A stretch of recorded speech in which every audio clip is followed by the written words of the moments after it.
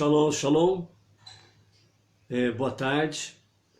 Hoje nós estamos no dia 2 do mês de novembro do ano 2020, pelo calendário gregoriano. E pelo calendário judaico, nós estamos hoje no dia 15 do mês de Reshivan, do ano 5781. E pela graça bendita do Eterno, nós estamos aqui em mais um A Tarde com a Torá. Hoje nós estamos na segunda Aliyá, que é a segunda chamada à leitura da Torá. E a nossa paraxá desta semana é a quarta paraxá, Vayera, desse nome, que significa e ele apareceu, ou lhe apareceu. Está no livro de Bereshit, no capítulo 18, a nossa segunda Aliyá, do versículo 15 até o versículo 33, é a nossa segunda Aliyá.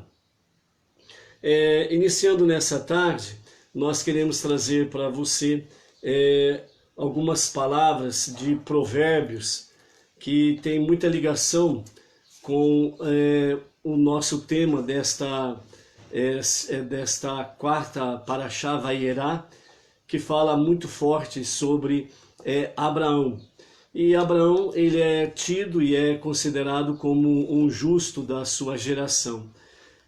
Sobre justo, nós temos no capítulo 10 de Provérbios, e nós vamos ler aqui algumas passagens desse versículo, desse capítulo 10 de Provérbios, apenas falando a parte positiva, que é a parte que se refere ao justo. Quanto à questão do perverso, do iníquo, nós não vamos nem mencionar, nós não vamos perder o tempo com isso. Então nós vamos falar sobre a questão do justo. Então no capítulo 10, depois aí na sua casa você pode ler o capítulo 10 de Provérbios completo. Mas nós vamos ficar aqui, como estamos falando do Tzadik, Avraham, então nós vamos falar sobre o que Provérbios, de Salomão nos fala com referência ao justo. Então são vários versículos. Então assim, entre outras coisas, diz assim: os tesouros da maldade a ninguém trazem proveito, mas a caridade livra da morte. Adentrando na questão do justo, nós queremos frisar aqui no início do capítulo 10 de Provérbios, que a caridade, ela livra da morte. Então aqui nós temos uma questão sobre tzedakah, práticas de justiça e de amor ao próximo e de amor por aquilo que é sagrado, justo, para aplicar, sem sombra de dúvidas, as nossas atividades, a tudo aquilo que pertence a nós, aos nossos dízimos, às nossas ofertas.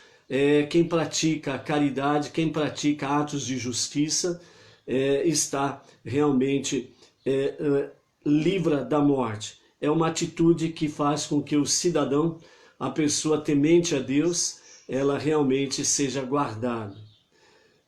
Vamos então para a questão do justo. Bênçãos pairam sobre a cabeça do justo. Quem tem um coração sábio acolherá os mandamentos. Quem caminha com integridade caminha com segurança. A boca do íntegro é uma fonte de vida. Os lábios dos justos alimentam a muitos.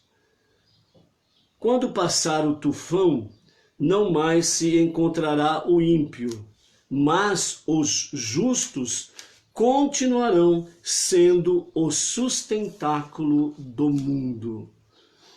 O temor ao Eterno prolonga os dias de vida. As expectativas dos justos se transformarão em alegria. O caminho do Eterno é uma fortaleza para o inocente. Então aqui são algumas bênçãos no sentido que se refere ao justo. E o versículo principal para nós nessa tarde, que se refere a Avraham, capítulo 10 de Provérbios e o versículo 25, né? Que fala sobre quando passar o tufão, não mais se encontrará o ímpio, né? Está se referindo quando passar o julgamento do Eterno, o lugar do ímpio não se achará mais. Salmos fala muito sobre isso daí também.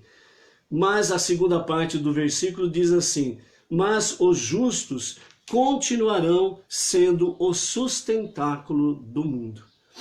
Então a realidade aqui que nos fala é que se o mundo ainda continua em pé, é graças aos justos. Em cada geração tem o justo da sua geração, né, o sábio da sua geração, que vai além dos limites dos demais. E Abraão, ele foi esse justo de Tzadik e foi esse sábio da sua geração. E até hoje falamos de Abraão. Para nós, nos últimos tempos, nós temos aí o nosso Rebbe, Menachem Mendel, que é o justo da nossa geração, que é o sábio da nossa geração. Dessa forma, nós temos aí o nosso Rebbe da nossa geração. Por isso que a nossa geração ainda existe e o mundo ainda existe também, porque o Eterno foi do seu agrado fazer com que em cada geração, através desses milênios, sempre houvesse um tzadik, um justo, que está acima da média, acima daquilo que é normal para aquela geração. E dessa forma, Abraão foi o tzadik daquela geração e por isso o mundo se susteve, permaneceu. E nós temos aí para nós, nesta última geração, o nosso Rebbe Menachem Mendel, o justo da nossa geração, o tzadik da nossa geração, o sábio da nossa geração. Por isso que Salomão fala em Provérbios que os justos, eles continuam sendo o sustentáculo do mundo. É dessa forma que o mundo ainda permanece existindo, ok? Então essa é uma das formas que Deus aprove trazer o sustento, né? O mundo ser sustentado em cada geração.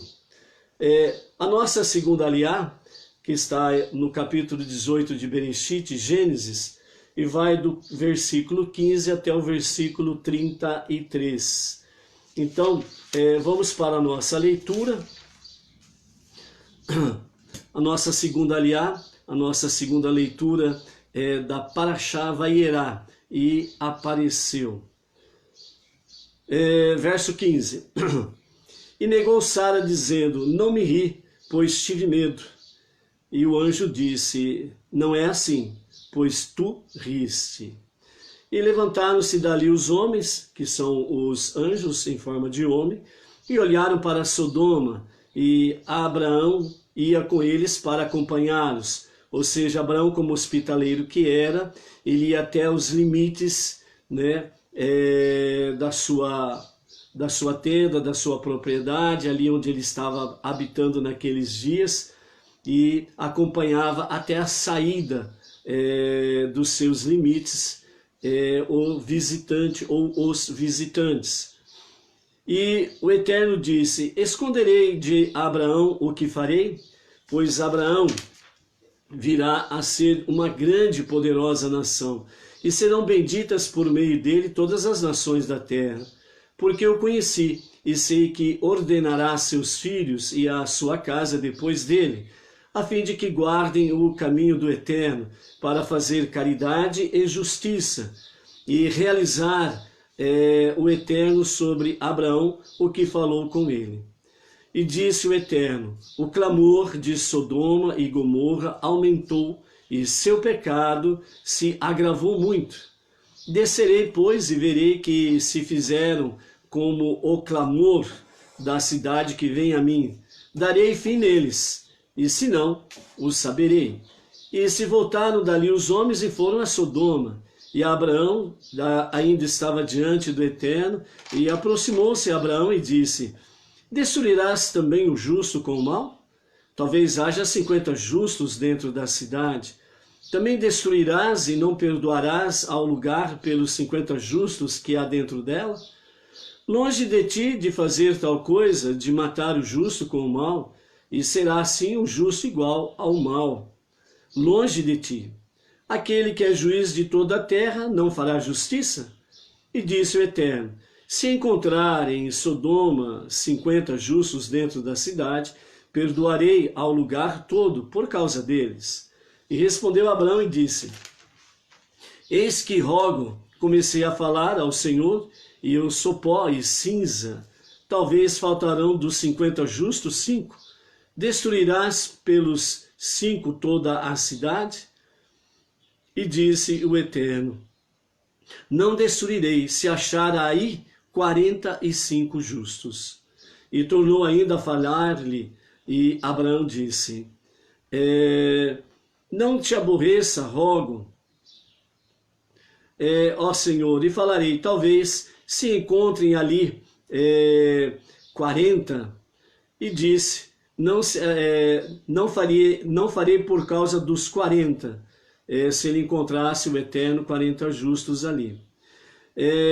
Verso 30, e disse: não se aborreça, rogo ao Senhor, e falarei, talvez se encontre ali 30.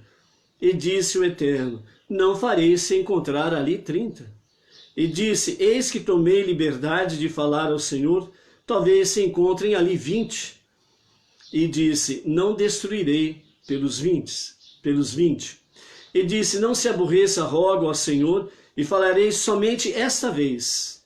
E disse: não se aborreça, talvez se encontre ali 10. E disse o Eterno: não destruirei pelos 10. E foi-se o Eterno logo que acabou de falar a Abraão. E Abraão voltou a seu lugar. Ok?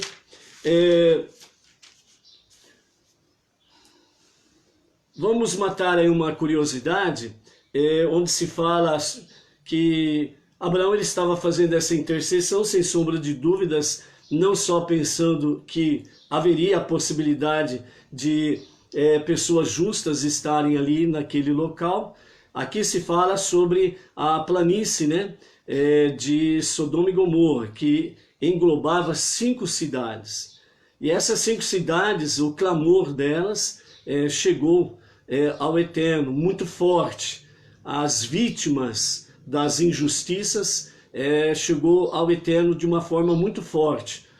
E Abraão percebeu que aqueles varões que ali estavam, né, tinham uma missão. Primeiramente, qual foi a missão?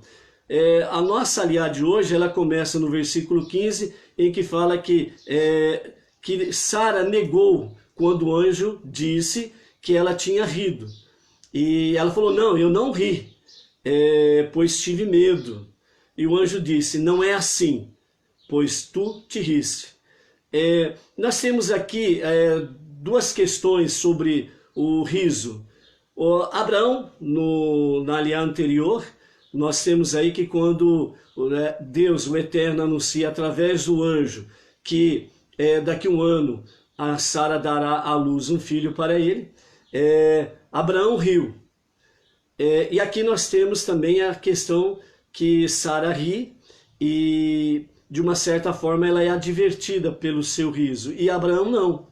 Qual que é a diferença em si? Quando Abraão ele recebe a notícia que Sara dará à luz um filho, isso trouxe a Abraão um motivo de grande alegria, de satisfação. Por isso que Abraão riu. Ele riu porque ele estava na esperança e na confiança da promessa do Eterno. Porque um pouco antes, Abraão tinha dito ao Eterno que o seu servo Eliezer queria herdar todas as coisas e que era quem administraria todas as coisas que pertencessem a ele após a sua morte.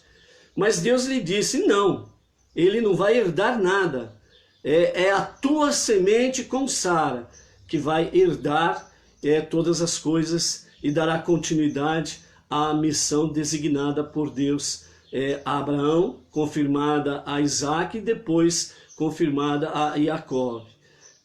Então, Abraão já tinha essa promessa de Deus muito antes, e agora, há poucos instantes, Deus ele confirma para Abraão que é da semente dele com Sara, que a aliança e a promessa é real. Então, nesse momento, né, um pouquinho antes dessa nossa aliada de hoje, o anjo, né, o Eterno confirma através do anjo que realmente o filho daqui a um ano vai nascer. Segundo os sábios dizem que nesta época que os anjos visitaram a Abraão, foi na época de Pêssar, e daqui a um ano Sara dará à luz um filho, ou seja, no próximo Pêssar, o teu filho, Itsaque, ele nascerá. Então isso trouxe grande alegria, grande contentamento para Abraão. Ele, portanto, confiou na promessa. Agora que o riso de Sara foi diferente, porque nós temos também, um pouquinho antes, Sara mesma disse para si mesma, como poderei dar à luz um filho se o meu marido já é velho? Né? Então ela olhou para a sua própria velhice, para a velhice do seu marido, e numa linguagem bem simples, então ela duvidou. E isso daí não trouxe realmente uma alegria ao coração de Deus. Por isso que o anjo ele chama a atenção dela. Então foi por isso. Essa é a diferença dos dois risos, certo? E, obviamente, Sara negou que não tinha rido e que estava com medo, etc. e tal. E aí, um outro anjo diz a Abraão, por acaso existe algo impossível que Deus não o faz? Existe alguma coisa difícil para Deus? Certo? Então esse anjo que trouxe o recado específico a Sara, ele aqui cumpre a sua missão. E nesse momento a sua missão se concretiza, finaliza. E então, segundo os sábios, nesse momento esse anjo, ele retorna aos céus. E os outros dois continuam na sua missão, que era a ir às campinas, né, às planícies de Sodoma e as 5 cidades, e ali era para destruir as cidades e salvar a Ló. Então eles estavam seguindo na sua missão agora. E quando Abraão vai com eles dois até os seus limites, nesse momento os anjos eles olham em direção às planícies de Sodoma e Gomorra. E aí Abraão percebe, ele sente que realmente aqueles dois varões, eles tinham uma missão a fazer naquela planície. E ele percebeu que realmente não seria algo bom que aconteceria àquelas 5 cidades. Por isso ele retorna a falar com Deus. Então, à medida que os dois homens, que são anjos, continuam a sua viagem em direção às planícies de Sodoma e Gomorra, que é conhecido como Eloné, as planícies de Mamre. Então Abraão ele entra em prece diante do Eterno. Então aí ele começa a conversar com Deus, ele começa realmente a falar com Deus e a interceder por aquelas 5 cidades. Quando ele começa a sua prece para com o Eterno, obviamente o Eterno ele fala para Abraão, esconderei de Abraão o que farei? Esconderei algo do meu amigo? Esconderei algo daquele que me ama e que é amado por mim? Né? Então, dessa forma aqui, nós abrindo um parênteses, nós podemos nos colocar em prece diante do Eterno, nessa mesma posição em que Abraão. Você realmente ama a Deus, o único Deus? Você realmente ama aquele que é Errad, que é o Eterno, o nosso Adonai? Você realmente ama a Deus? Então, quando você entra em prece na sua presença, então tem essa visão como Abraão. Deus é o teu amigo e ele te ama. E você também precisa amá-lo de todo o seu coração e ser um amigo de Deus. Por isso, a nossa prece para com ele, ela precisa ser, de fato, espontânea, certo? Transparente, sincera, com honestidade, né? Ou seja, não há como mentir para Deus. Mas, infelizmente, tem alguns que acham que pode fazer aí uma prece diante do Eterno e pode levar o Eterno na conversa. E não é bem assim. Se você ama Deus e é amigo de Deus, Ele também te ama e é seu amigo. Amigos não enganam, amigos não mentem. Quem se ama são fiéis um ao outro. É assim que nós precisamos ser para com o nosso Deus. Ok? Então, dessa forma, nós temos aí que realmente saem então aqueles anjos em direção a Sodoma, a Gomorra, às 5 cidades da planície de Eloné, a planície de Mamre. E ali o objetivo deles primário é exatamente salvar Lot, satisfazendo a curiosidade nesse ponto de Lot. Quanto tempo Lot ele ficou em Sodoma e Gomorra antes desse fato? Quanto tempo ele levou para estar ali? Sendo que ele separou-se do seu tio e ele foi com os seus bens, as suas riquezas, as suas criações, e foi exatamente para Eloné, as planícies de Mamre, que era semelhante ao Jardim do Éden. Lot, ele saiu dali solteiro. Depois que ele chega lá em Sodoma, ele casa com uma mulher, né, e tem filhas. E dessa forma, algum tempo passou. E quanto tempo é este que passou? Segundo os nossos sábios, dizem que até essa data, Lot ele já estava há 24 anos naquela planície de Mamre, Eloné. Então, fazia apenas 24 anos. Quer dizer, 24 anos são muitos e vários anos. E por esse tempo que Lot estava ali, Sodoma e as 5 cidades, as 5 cidades ali de Eloné, da planície de Mamre, não mudarem absolutamente nada para melhor, sempre para pior. Lot não conseguiu convencer ninguém, influenciar ninguém a ser justo e praticar caridade. Então, quando Deus ele começa nesse diálogo com Abraão, Deus fala bem claro: não vou esconder nada do meu amigo, aquele que me ama e aquele a quem eu amo. Então a realidade é esta: as 5 cidades serão destruídas, porque o clamor daquela cidade chegou a mim.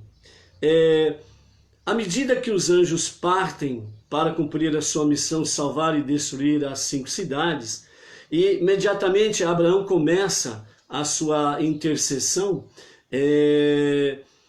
os anjos percebem isso e eles começam, segundo os sábios, eles começam a andar mais devagar. E quem sabe Abraão ele consegue apresentar justificativas diante de Deus para que não sejam destruídas as 5 cidades. Então os anjos vão mais devagar, enquanto Abraão está no seu diálogo com Deus. Deus adia então dessa forma, na medida que os anjos vão devagar. Então Deus ele adia a destruição daquelas 5 cidades e aguarda a intercessão de Abraão em favor daquela planície. Então, a própria Torá apressa-se em explicar o motivo. Como Abraão virá a ser uma grande e poderosa nação e ordenará a seus filhos a fim de que guardem o caminho do Eterno para fazer caridade e justiça, cabe a mim, o Todo-Poderoso, contar-lhe o que pretendo fazer para que não digam que Abraão se negou de intervir em favor de seus vizinhos. E se há algum argumento que possa poupar e perdoar os habitantes de Sodoma, certamente Abraão saberá apresentá-lo a mim, e eu os perdoarei. Mas se ele não conseguir, então a planície de Mamre, Eloné, será realmente destruída. O Eterno disse a Abraão, o clamor das pessoas que sofriam as atrocidades cometidas pelos habitantes de Sodoma e Gomorra, estão implorando a interferência, a intervenção divina. Eis aqui que essa foi a maldade de Sodoma. Fartura de pão e abundância de ociosidade. Teve ela e suas filhas, e não estendeu a mão ao aflito e ao necessitado. Quando fala aqui, né, de Sodoma e Gomorra, as suas filhas, está dizendo das outras 3 cidades, né? E automaticamente os seus habitantes das 5 cidades. A maldade de Sodoma, qual foi? Fartura de pão. Né? Eles tinham fartura de pão, significa, eles tinham prosperidade em todos os níveis. E a segunda é abundância de ociosidade, né? Abundância de ociosidade. Vamos usar uma palavrinha bem chula, né? Uma palavrinha assim bem, que todo mundo entende, né? Abundância de preguiça. E uma palavrinha ainda mais chula ainda, abundância de... as pessoas, elas eram sem ocupação. Então elas não tinham atividade. Elas tinham prosperidade, eram ricos, e a ociosidade, a vadiagem, fez com que eles se transformassem em pessoas perversas, grandemente perversas, certo? Vamos ver aqui algumas coisas no sentido que Sodoma e Gomorra e as suas filhas praticavam. Então, primeiramente, né, as 5 cidades vizinhas de Abraão eram Gomorra, ou Amorá, Sodoma, Admá, Tsevoim e Tsoar, também conhecido como Bela. Então, estão cheias de pessoas perversas, era o que o Eterno estava dizendo para Abraão. As cidades de Sodoma e das outras cidades eram orgulhosas e egoístas. As suas leis eram cruéis e demonstravam como eram perversos os seus habitantes. Eis algumas das suas leis, eram leis, certo? Então, eram leis nas 5 cidades. É proibido alimentar um pobre, era a lei. É proibido alimentar um pobre. Os moradores de Sodoma tinham outro costume mesquinho. Quando um pobre chegava a Sodoma, cada cidadão costumava dar-lhe uma moeda. E esse cidadão que dava uma moeda para aquele andarilho, aquele pobre que estava passando por ali, a sua moeda, ela tinha a identidade ou uma identificação que aquela moeda pertencia a fulano de tal, ao cicrano de tal. Então os habitantes ali de Sodoma, eles davam moedas para aquele pobre andarilho que estava passando pela sua cidade, certo? O pobre pegava, tá recebendo, né? Então ele pegava as moedas, ficava feliz por algum tempo, e depois ele fazia o quê? Ele procurava uma venda onde ele ia comprar alimentos para se sustentar e continuar a sua viagem. Mas qual que era a primeira lei lá em cima? É proibido alimentar um pobre. Ou seja, quando ele chegava na venda, né, o dono da venda não vendia. Não aceitava suas moedas e não vendia. Então ele passava de venda em venda e ele não conseguia comprar nada. Batia de porta em porta e também não conseguia nada. Ou seja, as pessoas, elas eram, como diz aqui, elas eram extremamente ociosas, certo? E não faziam absolutamente nada para ajudar o necessitado. Ou seja, eles não praticavam nem a caridade e nem a justiça. Então, esta era a caridade, entre aspas, que os cidadãos das 5 cidades praticavam. Era a partir de Sodoma que a lei imperava. E dessa forma, o que acontecia? Também, como ninguém podia convidar um desconhecido para entrar em sua casa e dar a ele os alimentos, né? E dar a ele alimento, então qualquer desconhecido que passe por Sodoma será maltratado e roubado. Os habitantes de Sodoma viviam felizes com essas leis horríveis e queremos cuidar do nosso dinheiro. Se nós convidarmos hóspedes ou dermos de comer aos pobres, perderemos o nosso dinheiro. Assim eles diziam e assim eles se comportavam. Portanto, aquele andarilho, aquele pobre, ele não tinha forças para continuar a sua viagem. Quem se tornava pobre na cidade não tinha forças para poder mudar de cidade. Ou seja, eles acabavam morrendo pelas ruas da cidade. E aí, aqueles que praticaram caridade, eles iam lá e pegavam na bolsa do andarilho, cada um pegava a sua moeda que tinha dado a ele, porque cada moeda tinha a identificação do fulano, do beltrano, do cicrano, etc. e tal. Aí cada um ia lá e pegava a sua moeda de volta. Esta era a caridade. Ok? Hoje, você precisa identificar, entre aspas, esses tipos de caridade que se encontram por aí, vigente no nosso país.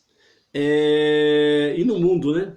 A falta de caridade e a falta de justiça tem feito com que muitas pessoas realmente sejam condenadas em diversas formas a pobrezas, né? E a serem maltratadas, a serem julgadas injustamente, né? E aí nós podemos ver isso acontecendo, né, em algum país aqui por perto do nosso Brasil, onde os cidadãos estão morrendo de fome, porque é proibido alimentar o pobre, né? Então esses esquemas de leis e políticas, nós precisamos tomar muito cuidado. Nós que cremos em Deus, no único Deus, e acreditamos na sua palavra, a Torá, os 5 primeiros livros da Bíblia, nós não podemos, em hipótese alguma, apoiar quem quer que seja que defende essas práticas vigentes que estão aí, que negam a Deus, a caridade e a justiça. Então, cuidado, né? Principalmente estamos em tempo de eleições, então tome cuidado com quem você está apoiando. Você pode estar contradizendo a tua fé. Então, a tua fé tem que procurar realmente pessoas que estejam mais alinhados realmente com a palavra, né? Não adianta você procurar uma pessoa perfeita, porque você não vai encontrar.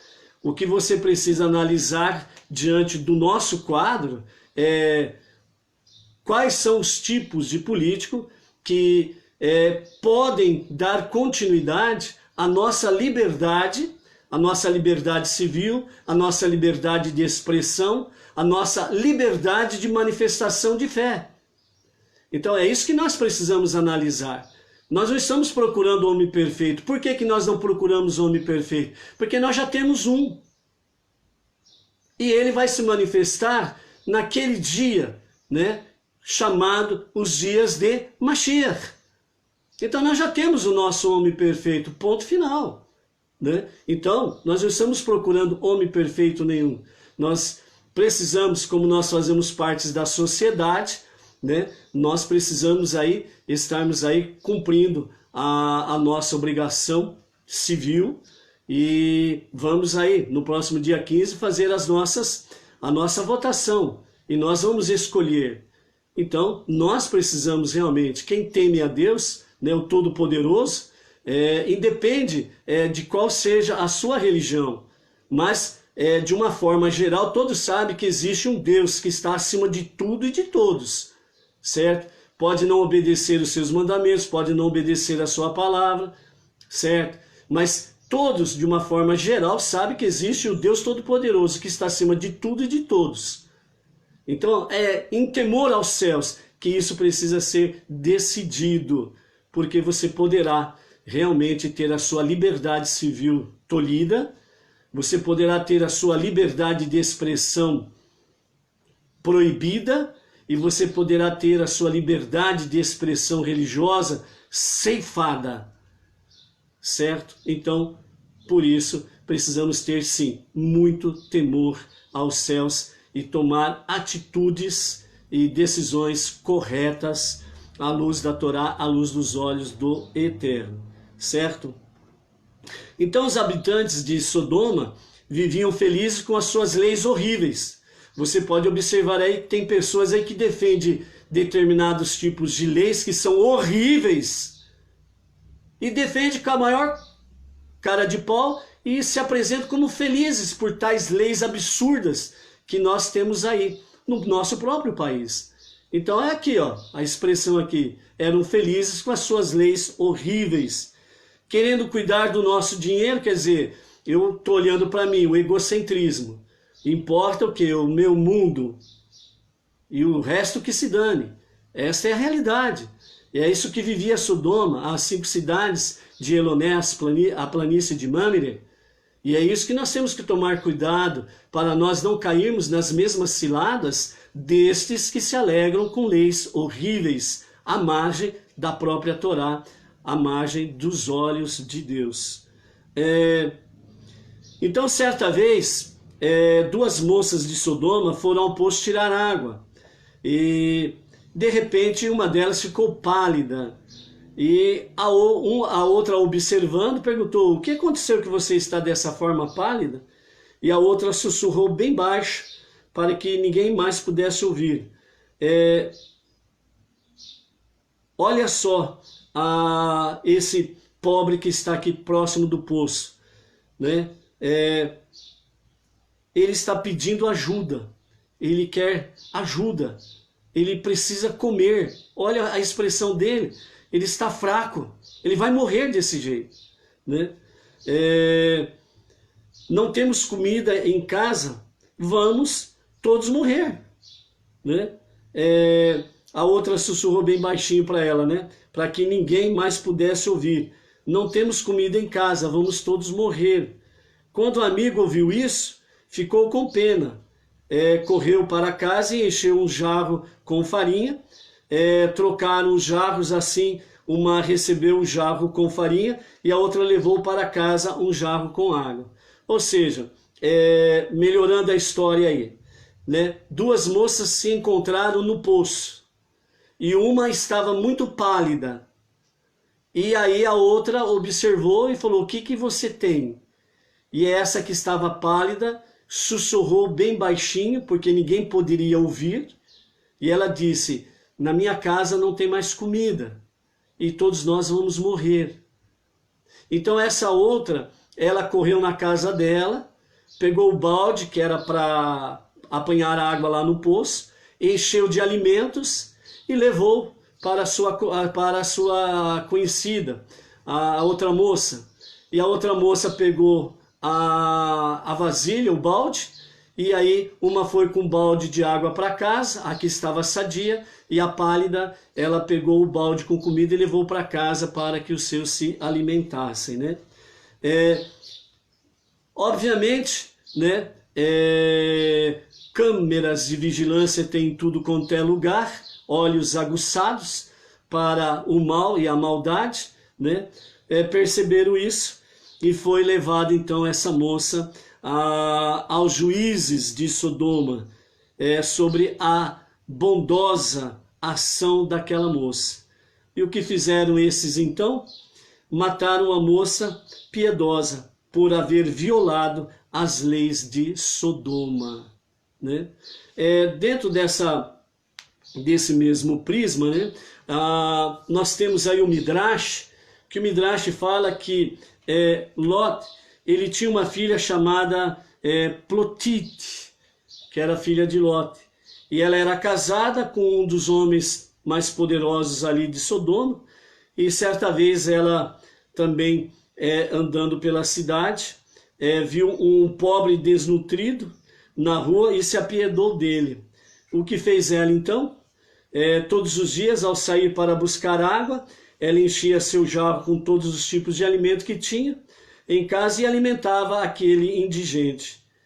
E aí as pessoas da cidade observavam que eles tinham dado moeda para aquele pedinte. E ele já estava debilitado. E todos eles sabiam que ninguém iria ajudá-lo e nenhuma venda lhe venderia alimentos. Mas só que à medida que os dias estavam passando, ele não morria. Ele estava melhorando o seu aspecto físico.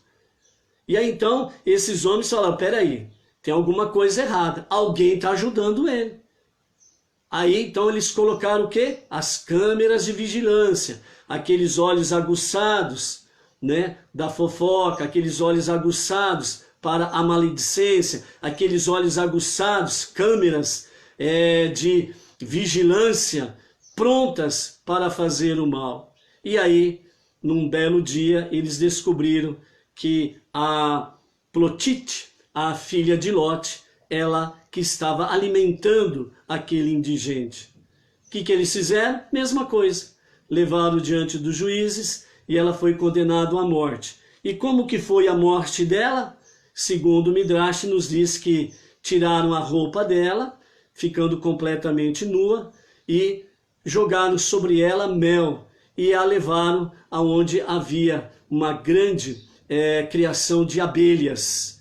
E ela foi picada até a morte. Esta era a lei de Sodoma que esparramou para as outras 4 cidades. Leis horríveis. E os seus cidadãos eram felizes com essas leis horríveis. Então, nós temos aí o que Deus estava falando para Abraão. O clamor daqueles que estão sofrendo injustiça chegou a mim com muita força, com grande grito. É assim que os pobres, necessitados, destituídos, aqueles que sofrem injustiça, clamam a Deus, independente de religião. Não esqueça desse detalhe, gente. É independente de religião. O clamor do ser humano chega a Deus, chega ao Todo-Poderoso, independe da fé dele, independe do segmento religioso que ele está, ou se não está em nenhum segmento religioso. É a criatura de Deus, é a obra-prima de Deus, o ser humano. Por isso os sábios falam que quando nós olhamos para o próximo, por pior que ele seja, ele, nós precisamos procurar alguma coisa boa nele. Por quê? Porque todo ser humano tem no seu interior uma centelha divina. E ela pode, a qualquer momento, aflorar. E o malvado, ele pode até ser transformado em um anjo. É o que nos ensina os nossos sábios. Então essa é a questão. O clamor de qualquer ser humano, ele chega ao trono de Deus. E não tem como impedir desse clamor chegar ao trono de Deus. Ok? Então, era isso que Deus apresentou para Abraão. Agora, Abraão tinha que entrar com os seus argumentos. Ou seja, Deus disse, ó, a acusação contra as cidades de Eloné, a planície de Mamre, são estas. Agora a palavra está contigo, Abraão. Então, Abraão, na sua primeira, como podemos dizer, na sua primeira palavra para com o Eterno, né, ela nos fala que, segundo os sábios, diz que Abraão, ele aproximou-se, ou seja, segundo os sábios dizem que ele preparou-se emocionalmente para confrontar a Deus. Né? Aqui nós vamos usar a retórica de justiça e questão de direito, o direito. né? Então, Abraão, como um bom advogado, e como todo bom advogado, ele, entre aspas, né, ele confronta o juiz, ele confronta o acusador, né? Então, Abraão, na sua primeira palavra, ele já foi para o confronto, né? Então, falando que diz, tu és justo, e tu sendo justo, matarás 50 justos, e fará com que esses 50 justos sejam, vão para a vala comum junto com os maus? Como eram 5 cidades, 50 justos, 10 justos em cada cidade. Não havia. Então Deus disse para ele, ó, se tiver 50 justos, por amor a eles não vou.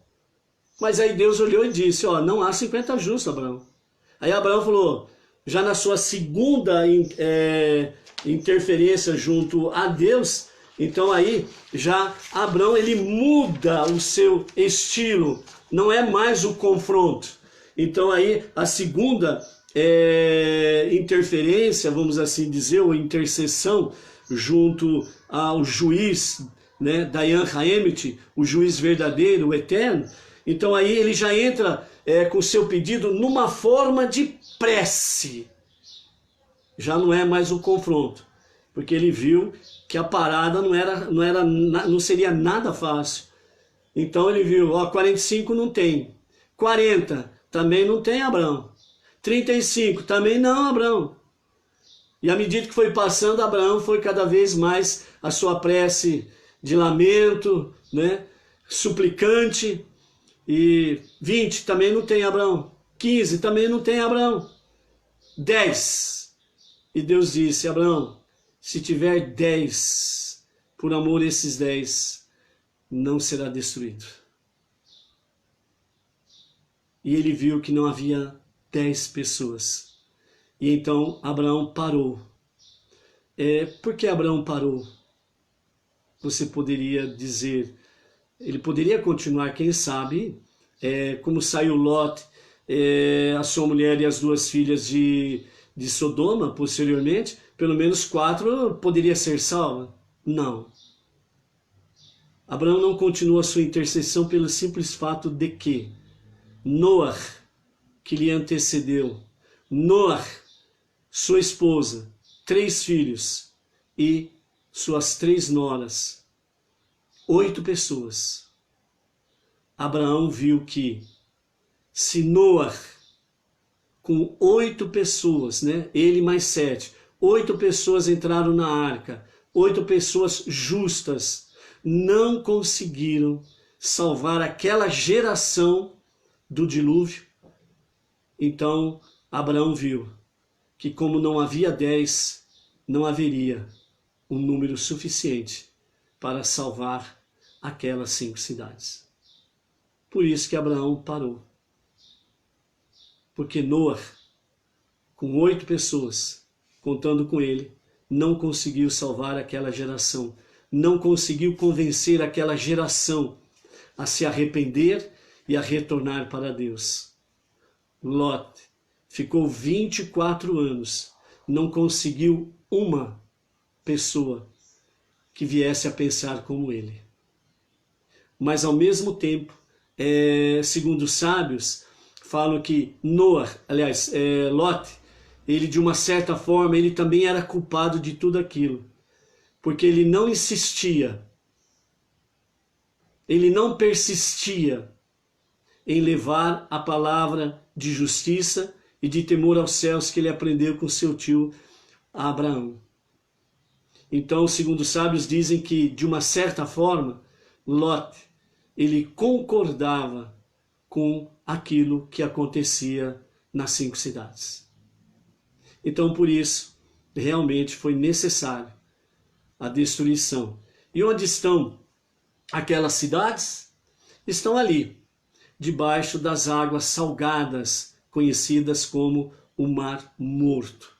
E segundo os sábios do Midrash, dizem que nos dias de Mashiach, isso também será restaurado, estas 5 cidades serão restauradas, o Mar Morto não será mais morto, mas será assim um mar de vida, que será recolhido devidamente, e as 5 cidades serão devidamente restauradas com seus habitantes justos, plenamente justos. Porque quando Lot ele olhou para Eloné, a planície de Mamre, foi comparado como o jardim do Éden. Ou seja, segundo os sábios dizem que a luz que brilhava naquele lugar, a luz que emanava naquele lugar, era algo indescritível. E por isso aquela região foi muito bem abençoada, certo? E por isso os habitantes daquela localidade não foram honrosos em habitar num lugar tão privilegiado. Por isso, nos dias de Mashiach, será devidamente restaurado e os seus cidadãos serão plenamente justos. Ok? Então aí nós temos essa questão que acabamos de falar para vocês neste sentido sobre Sara, o riso, Lote e os habitantes das 5 cidades ali de Eloné, a planície de Mamre. Eu quero falar para vocês nessa tarde a respeito sobre o que a Kabbalah nos fala com referência a Abraão e a sua circuncisão.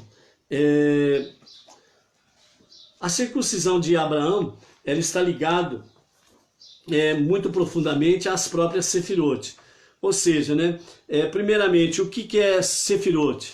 As Sefirot são os 10 canais por onde a luz infinita, o Ein Sof, a luz divina, ela passa para se revelar em Malhut, o reino, esse mundo inferior, num nível em que todo ser vivo e o próprio universo possa realmente suportar esta luz que é chamada de Shekhinah, a presença divina.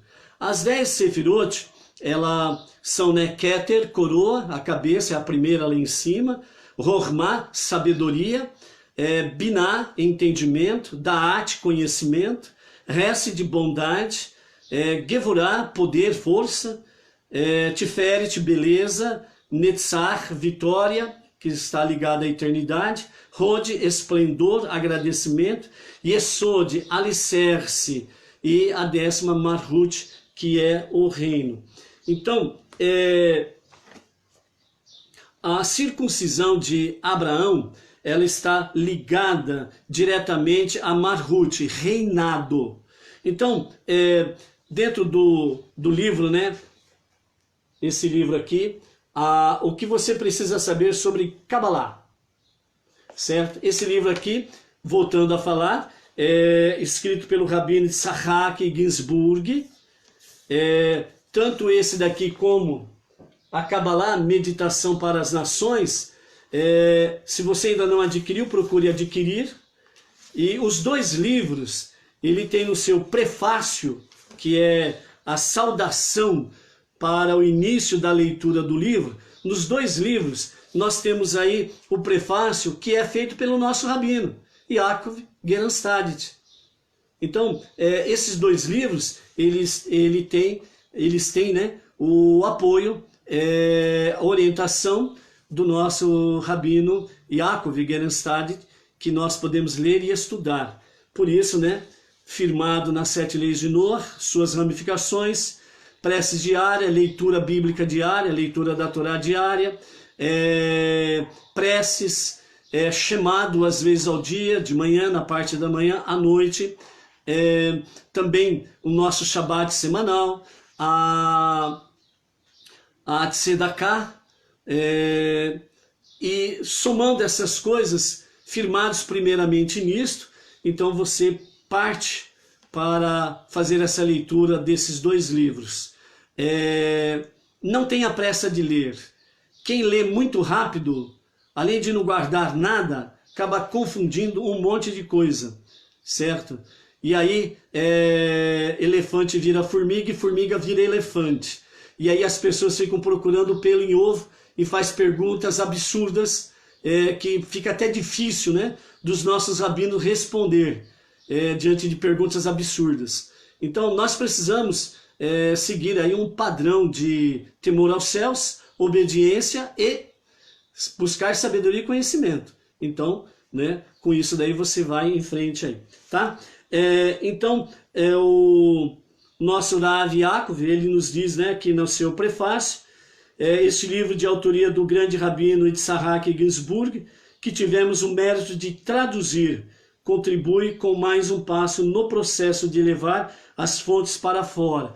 O que ele está dizendo é que esta Kabbalah, esses dois livros de Kabbalah, elas são fontes internas do povo judeu, de profundos conhecimentos, mas agora elas podem sair para fora, ou seja, então agora elas vêm para fora, ou seja, vêm para as nações não judias, para que os não judeus tenham conhecimento de muitos ensinamentos profundos dos 5 primeiros livros da Torá, para poderem ser despertados para afirmar os seus passos no conhecimento e bem como também se preparar para a redenção final. De acordo com os últimos pronunciamentos do Rebbe de Lubavitch, Menachem Mendel, estamos bem próximos da redenção final. Que possamos ter este mérito bem em breve e em nossos dias. Amém. É o prefácio do nosso Rav Yaakov. Então vamos lá, Marhut, reinado. Reinado é a última das 10 Sefirot.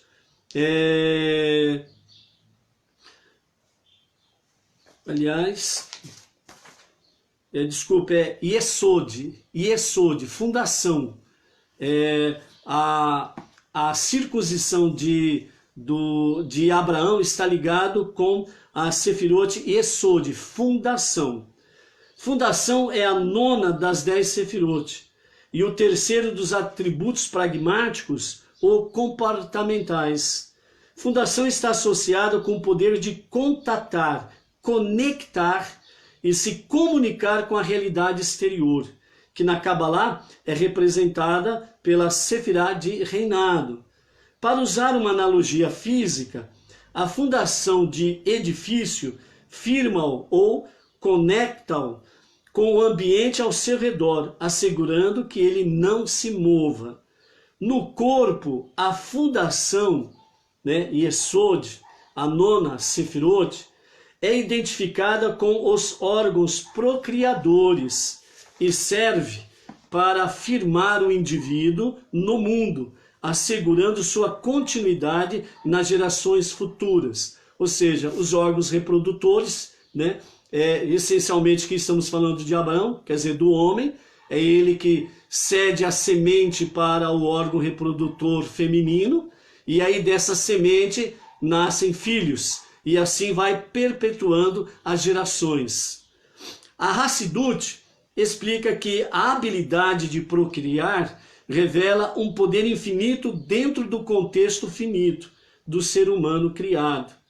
Dessa forma, a fundação é mencionado como o pequeno membro do homem, o pequeno em quantidade, que contém o grande, o infinito em qualidade. Ou seja, quando a Hassidut, os ensinamentos dos nossos sábios, eles nos falam sobre a habilidade de procriar, revela um poder infinito, que quer dizer, somente Deus, o Todo-Poderoso, tem o poder infinito de criar. Só Ele tem esse poder.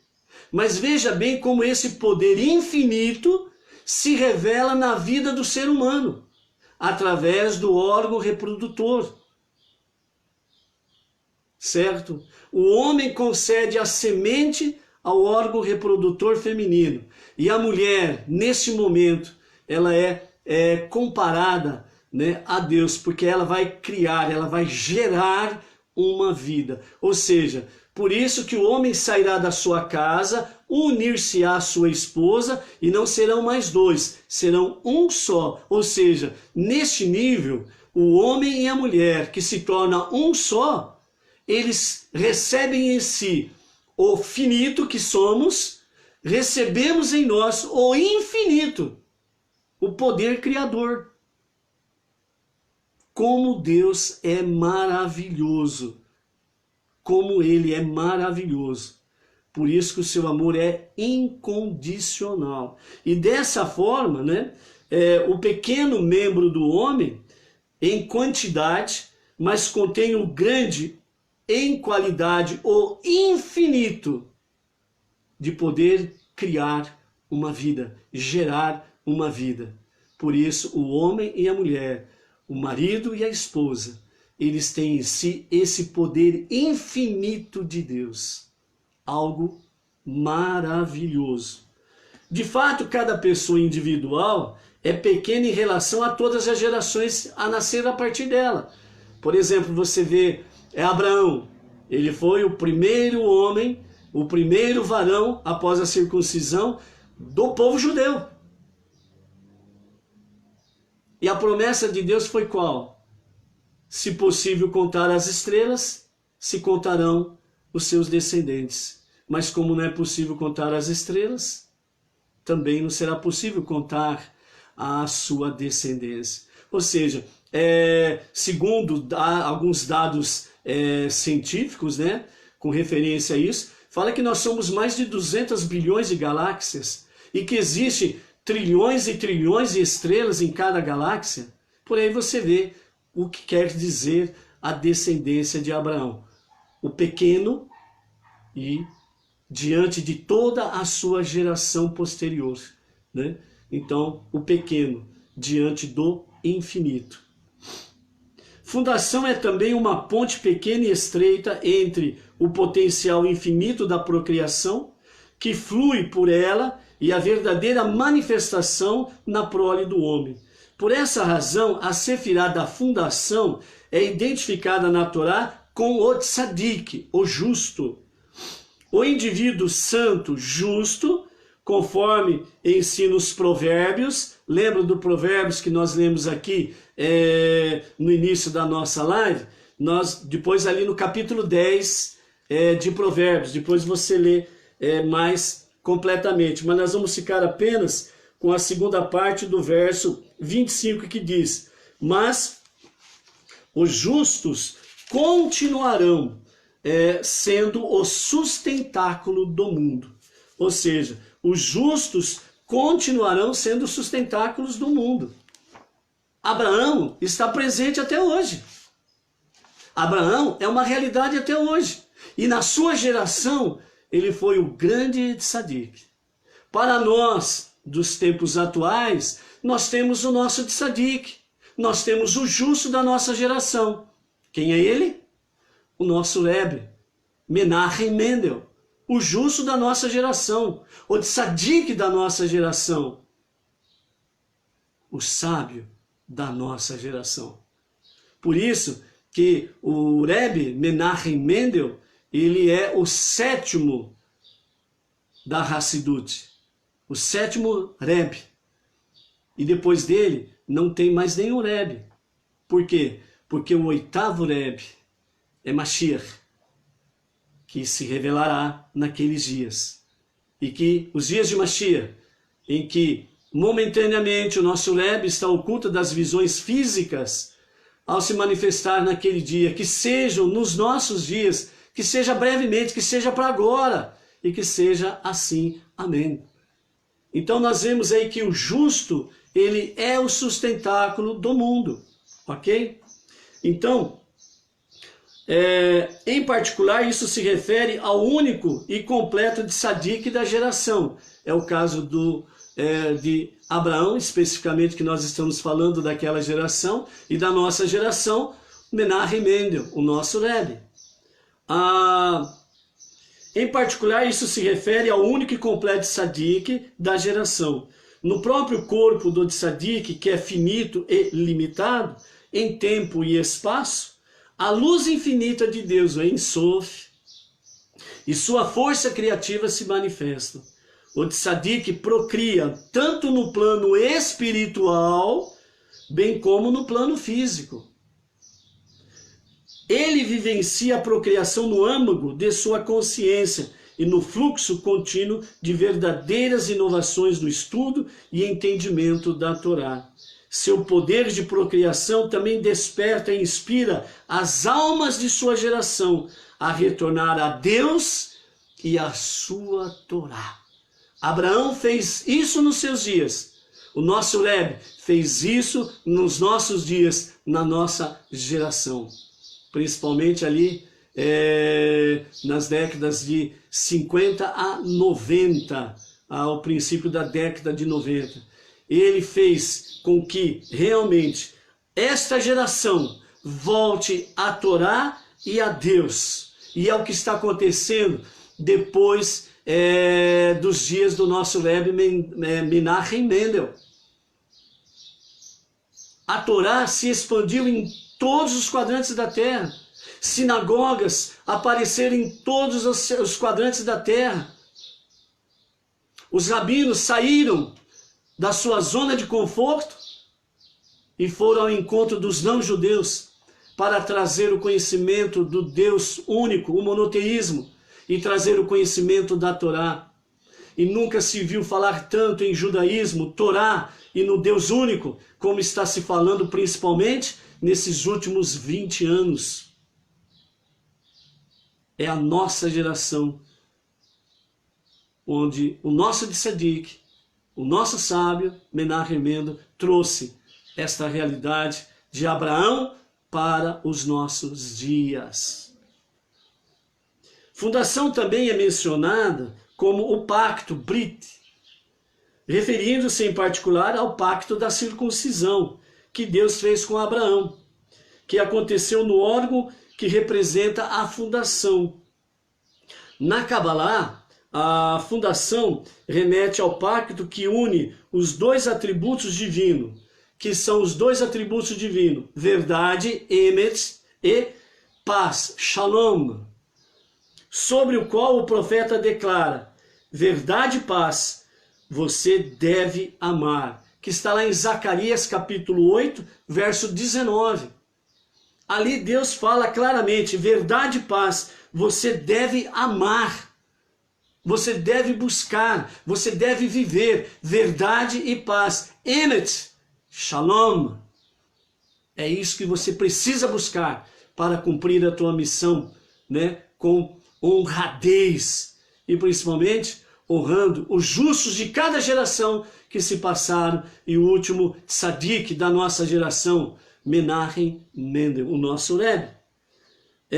Verdade é a qualidade interior prática da sefirá de fundação, enquanto paz é a dádiva que Deus concede à sefirá de fundação, quem retificou o seu poder de fundação. Aqui nós vemos o divino e o humano se juntando, se somando para realmente trazer verdade e paz, Emet e Shalom. Em particular, Abraão representa a origem do amor na alma. Deus descreve Abraão como aquele que me ama, como está escrito lá em Isaías capítulo 41, verso 8. Energicamente, toda a bondade de Abraão flui para baixo, como água, para se concentrar na fundação. Ali, ela cria o pacto entre a verdade absoluta da Torá e a paz que resulta dos bons atos do tzadik, realizados por amor a Israel. Aqui nós vemos realmente uma grande realidade. Como que as profecias se cumprem em cada geração de forma espetacular. É uma questão de parar, pesquisar, estudar e procurar principalmente com os sábios do nosso povo, né? Os sábios de Israel. Lembrando que os sábios do passado são guardiões da sabedoria do futuro reveladas no presente. E os nossos rabinos da atualidade, principalmente, no caso nosso, nossos rabinos do Rabat, o Rav Yaakov Gerenstad, que é a nossa liderança no Brasil. Junto com ele está o Rav Michel Tabassinik e o Rav Shimon Brand. Então, são os nossos rabinos que têm nos conduzido neste caminho, nos orientado, mostrado a luz desse caminho, certo? Como nós vimos lá, Zacarias 8,19 diz, verdade e paz você deve amar. Agora nós vamos ver qual é a relação nesse sentido sobre Abrão, Bereshit, Emet, Shalom, Shema. E o que nós, não judeus, temos a ver com isso? Fantástico. Deus é fantástico. Sua palavra maravilhosa. Os ensinamentos que vêm através dos sábios, preciosos, mais do que o ouro, mais de qualquer pedra preciosa. Vamos lá? Então Zacarias 8,19 nos fala, verdade e paz você deve amar. As iniciais da palavra verdade em hebraico é emet. Então nós temos aí a letra inicial da palavra emet, nós temos aí um aleph. E a primeira letra da palavra paz no hebraico, que é shalom, nós temos aí o shin. Ou seja, então nós temos no hebraico a primeira letra de verdade, aleph, e a primeira letra de emet, aleph, e a primeira letra de shalom, shin. Então aí forma a palavra esh, que traduzido é fogo. Como fundação é a Sefirá dos pactos. Lembrem-se que Yesod, fundação, está relacionado com os órgãos reprodutores do ser humano. Então, como fundação é a Sefirá dos pactos, estas iniciais aludem à primeira palavra da Bíblia. Ou seja, o que tem Emet e Shalom a ver com a primeira palavra da Bíblia.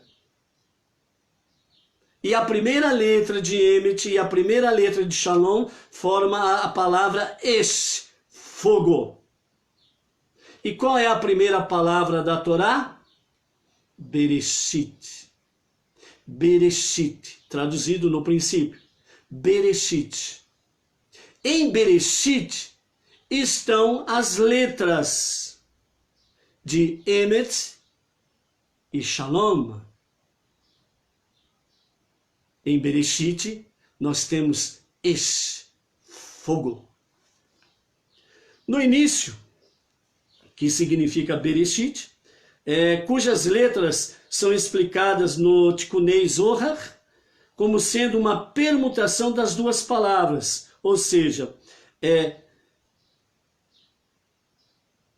Brit Esh. Então, a palavra, olha, vejam bem, Emet, verdade, Shalom, paz, formam as duas primeiras letras, Esh, fogo.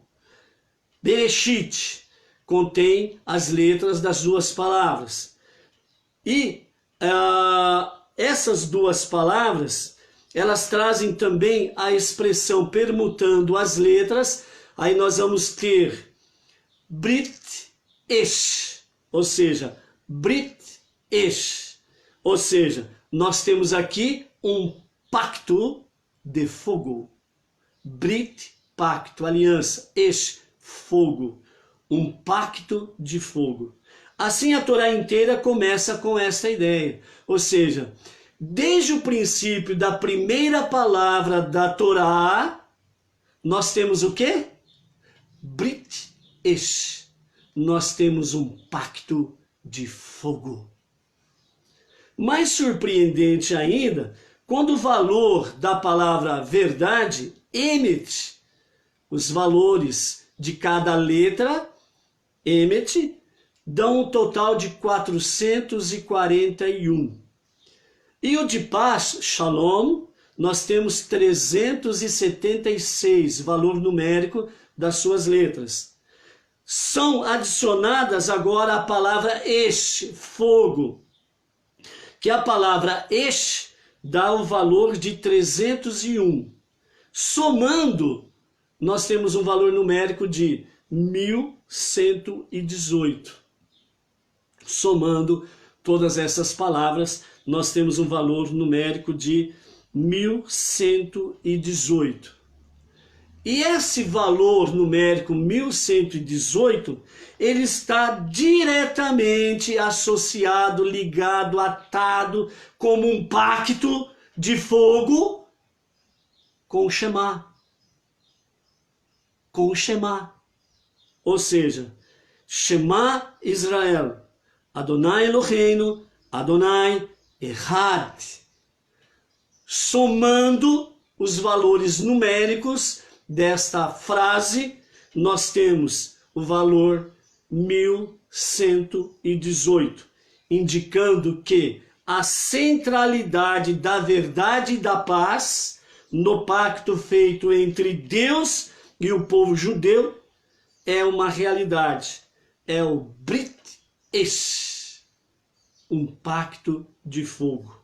Desta forma, né, nós temos aí então que o Sefer Yetzirah revela que aquele que não mantém o pacto que ele fez, ele transforma a paz, a dádiva da fundação, Shalom, ele transforma em guerra. Ele transforma em guerra. Por isso que as nações não amam Israel. Por isso que muitos povos não amam os judeus. Porque o fundamento é Emet e Shalom. Porque desde o princípio, Bereshit, temos Brit Esh, uma aliança, um pacto de fogo, certo? Então por isso o Eterno diz, Abraão, aquele quem me ama, o meu amigo. E dessa forma nós temos aí de fato, né? Onde o Eterno ele traz o portão celestial em Jerusalém, por onde os justos entrarão. E tudo isso, agora, qual é a ligação entre os judeus e os não-judeus? Novamente vamos para a questão numérica. Segundo os sábios nos mostra que o total, né, de letras no Shema somam 613 e 620 e as mitzvot para os judeus são 613. E por que 620?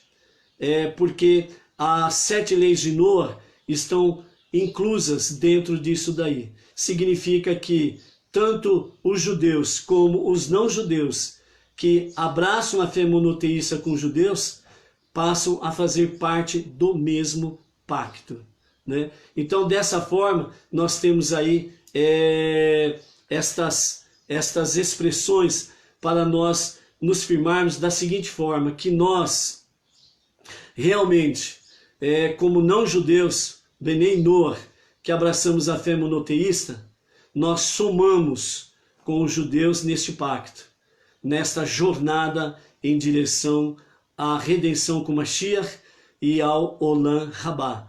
Por isso, Maimônides e outros sábios dizem que os não-judeus, a partir do momento que eles abraçam a fé monoteísta e vão para o estudo da Torá, eles são comparados como ao Kohen Gadol, o sumo sacerdote. E todo não-judeu, Benei Noah, que estão vivendo esta fé e esta jornada, eles têm as mesmas bênçãos que o povo judeu e têm os mesmos direitos que o povo judeu nas promessas feitas e firmadas com Avraham Avinu, o nosso pai Abraão. Que o Eterno possa abençoar cada um de vocês e que possam estas palavras realmente alcançar o mais íntimo do vosso ser, para acender mais e mais a centelha divina que está no interior de cada uma das nossas vidas. Shalom, shalom. Até amanhã, com a tarde com a Torá.